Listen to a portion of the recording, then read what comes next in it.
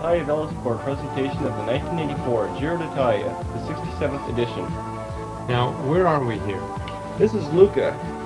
It's the start of the Giro d'Italia, the prologue. This is the city center square where we had the presentations of the team the day before. And prologue starts in the square here. Yeah, you can see the starting ramp right down below, right in the right-hand corner. And Wyder starting off down the ramp right now. This is the city center square in Lucca, in the old part of the city. And it's a nice city. That Beautiful. is the course out there in the underneath the trees on top of the old city wall. And this here is Bataille. He's a team leader for Carrera Enoxpran. He's getting ready. He's getting his countdown, getting down the starting ramp right now. It looks like there's a little bit of wind today. Just a little bit. Once you get up on the castle wall, or the old city wall, it's actually a lot greater. And it's a pretty rough start there. Get up on the, get starting out in the cobblestones.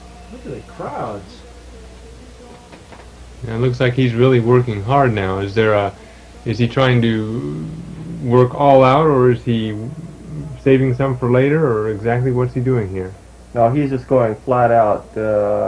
It's just a 5-kilometer course, and it's basically rectangular in shape. There are 4 corners. The first one's pretty hard, then basically straightaways, one little dip or two, and we go through some old gatehouses with some cobblestones in it, and sharp left-hand turn, the last turn coming off of the old wall into the finish straight where there are some more cobblestones for like the last 500 meters. And do they run a motorcycle with each contestant this way? Yeah, they sure do. Just to let the crowds know, basically, there is a rider coming. And there's Fignon, Laurent Fignon, Renault Elf, French rider, in the right-hand corner, getting ready for his start. And this is Bataille, team leader for Carrera Enoxpran. He is a previous winner of the Tour of Italy and the Tour of Spain in the same year. And Laurent Fignon, a great time trialist here. Fignon won the Tour de France a couple of years ago, didn't he? Just last year, for his first time. And here he is getting his countdown. And Laurent Fignon. You know, it looks like they're starting down an incline there at the beginning. Is that normal for a time trial? Yeah, it sure is, because the riders are starting in such a big year that they really need to. Here's Moser. He's on one of the special bikes that was prepared for him to use in his preparation for the world hour record, which he is successful. Now, I noticed the wheels on this are a little different than the normal bicycle wheel. Right, they calculated, some engineers during the Tour of Italy, that they are worth perhaps 2 seconds per kilometer. And whether this was in fact true or not, because of some of the adverse conditions, which you'll see later in the time trials, really twisty corners, a lot of railroad tracks, trolley tracks, and cobblestones in a lot of part of the course. We just went through a gatehouse here. Moser getting a really good start. Now, you mentioned that those special wheels are good for about 2 seconds a kilometer, and on a 5-kilometer course, that comes to 10 seconds. Is that going to be a significant amount of time? Any amount of time can be significant in a race. The Tour of Italy here will be so tightly contested because there are perhaps 30 riders that really could have a chance of winning it. Like we saw Bataille earlier, he would finish 43rd in the prologue, just 30 seconds down on Moser. Moser would go on to take the prologue, and Fignon, who we saw earlier, would finish 8th, just 16 seconds down. And we see Moser here, and using the special bike. Whether he will use this bike will remain to be seen in the other time trials because of the conditions I told about earlier. The roughness of the course. Here's one of the sharper turns that we went through. And it's hard for him, for most of the riders actually, that use some special tires that were very narrow, like on the last turn. you'll see him coming down. It's very tight and it can be hard to handle, especially with that smaller front wheel that he's using to cut some of the wind resistance off. Although he appears to be having a little bit of trouble with his saddle, he's pushing himself back on it quite a bit, whether it's tilted up or something I can't really see, but he's having a little bit of trouble with it. Now, I noticed that the bicycle geometry is a little different on this bike than a standard bicycle. The seat tube is actually curved. Is this a special bike for this particular stage, or will he ride this throughout the stage race? No, he'll just use this particularly for the time trial here, and for the other time trials also.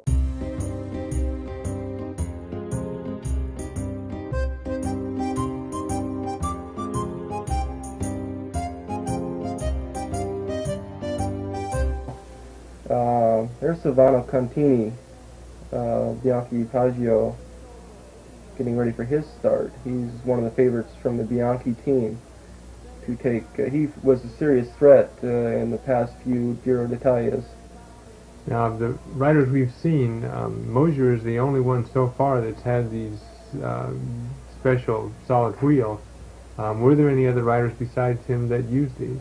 In the later time trials, there were Atala, Lejarreta, a few of the other riders, although Fignon did not use them, and one of the few in the top 10 that did not use them in the later time trials. Although you'll see some different styles of solid wheel later on. I noticed on some of the corners there seemed to be some tracks or something going diagonally across the rider's path. Do those present much of a problem for the rider? Oh, they were when they change like a dip. Yeah, like right there where we just saw the change in surface. Sometimes it can be slick if it was raining, or like changing like a brick divider. It can be a little bit different, but it's not as rough as some of the courses that we'll see. And the fans out here are just really incredible. Like near the start finish, they're like 10, 15 deep. He's coming close to the last kilometer right now in the course. There it is right there. And coming up, we have a sharp left-hand turn in the last 500 meters. We'll see him. Looks like he's really putting on a good hard effort here toward the finish. Yeah, like you were suggested earlier, every second really does count, psychologically, if nothing else. Oh, he's close there. Yeah, he really was. And coming into this cobblestone finish, right there, change surface, and on into the finish. Number 91, Francesco Moser. Is he a favorite in the event? He certainly is. Some people have said that this Tour of Italy was designed specifically for him, although he has done very well, and throughout the season he will go on to take 27 victories. Here's Moreno Argentn, his champion of Italy, and very, very inspired rider. There's Moser again, just after the finish of his prologue. He looks like he's a little winded. Yeah, he's a little tired there. This is a good effort.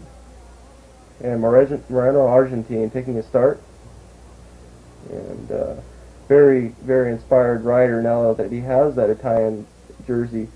You'll see later that he does very well in the time trials. And he's very, very well known for his uphill sprint finishes. Does very well at those. And in some of the stages, such as Blockhouse, Selva di Val Gardene, and there's Baron Kelly. Now, are some of these riders known for certain abilities, as in climbing or sprinting? Or Oh yeah, certainly. Moser would be considered more roller sprinter. He would be good on the flatter stages, they say. And say Argentn considered a climber, Baron Kelly a roller sprinter, also a climber, very good climber. Visentini the same, good climber. He came very close to winning last year's Tour of Italy and lost it, they say, in the time bonuses. Lucien Vanip in the upper right-hand corner in the Belgian national champion's jersey. Visentini on the course right now. And Saronni won the Tour of Italy last year from Visentini, they say, because of his time bonuses, which caused somewhat of a flap. Now, Saronni is known for a strong sprint, isn't that true? That's true. And although last year he defended his jersey very well in the mountains, there's Saronni right now, starting in the pink jersey that he won as last year's winner. He's wearing his last year's winner. So he starts this stage this year with right. the leader's jersey. Right, and this prologue will determine the new wearer of the pink jersey. Now, is Saronni a very good time trialer? He's an excellent time trialist. He has won 2 Tours of Italy, and first in 1979 he won primarily with his time trialing abilities, which he had never been really known from before, and very, very strong. He would go on to finish at 9th place, 16 seconds down. Visentini was 3rd at 6 seconds, as we saw, and Van Imp, another favorite, was 51st at 32 seconds down.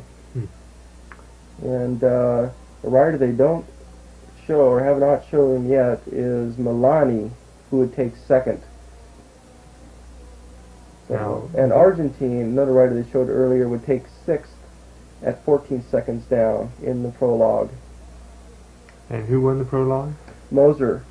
So Moser, as well as being a good track rider, apparently has some strength in a prologue or a time trial. Exactly. And I think a lot of that comes from his pursuing abilities, his general overall strength that he has gained in the past year, like how he won Milan-San Remo on the closing kilometers as a pursuit style, time trialing away. And here we see Saronni finishing up, and Toriani, the tour organizer, just behind him in the car. And here's the center of Lucca again, the old city. And there's Moser preparing to receive his first pink jersey for 1984. And to the crowd is just fanatical. Their hero receiving that pink jersey. This is just really incredible for them. It was just pandemonium there. Now, it's really, really great. The crowd is more so behind Moser than Saronni.